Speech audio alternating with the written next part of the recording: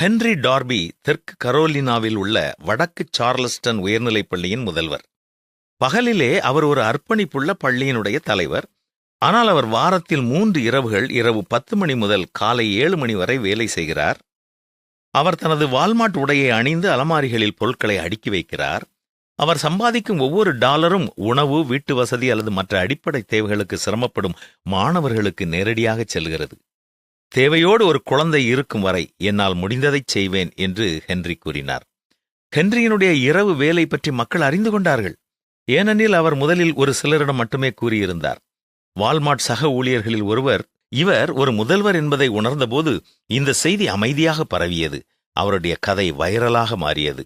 மேலும் மற்றொரு சமூக ஆர்வலர் ஒரு கோ ஃபண்ட் மீ என்ற அமைப்பை தொடங்கினார். இதனால் ஹென்றி இன்னும் அதிகமான மாணவர்களுக்கு உதவ முடிந்தது. குடும்பங்கள் வாடகை செலுத்தவும், விளக்குகளை எரிய வைக்கவும், எந்த குழந்தையும் பசியுடன் படுக்கைக்கு செல்லாமல் இருக்கவும் உதவுவதற்காக அன்பான அந்நியர்கள் $1,90,000 அதிகமாக நன்கொடை அளித்தார்கள். மிகப்பெரிய வெகுமதி பணமோ அல்லது விருதுகளோ அல்ல. தன்னுடைய மாணவர்கள் தன்னம்பிக்கையிலும் நம்பிக்கையிலும் வளர்வதை பார்ப்பதுதான் எனக்கு மகிழ்ச்சி என்று ஹென்றி கூறினார். இத்தனை வருடங்கள் இதை செய்த பிறகும் அவர் இன்னும் தொடர்ந்து முன்னேறி வருகிறார். வால்மார்ட்டில் அவர் பணிபுரிவதைக் கண்டு அவருடைய சில மாணவர்கள் ஆச்சரியப்பட்டார்கள்.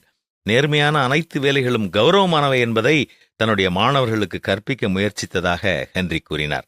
அதுதான் உண்மையான அன்பு. நாம் அன்பினால் ஏவப்பட்டு இன்று செய்யப்போகும் காரியம் என்ன? சிந்தித்து பார்ப்போமா?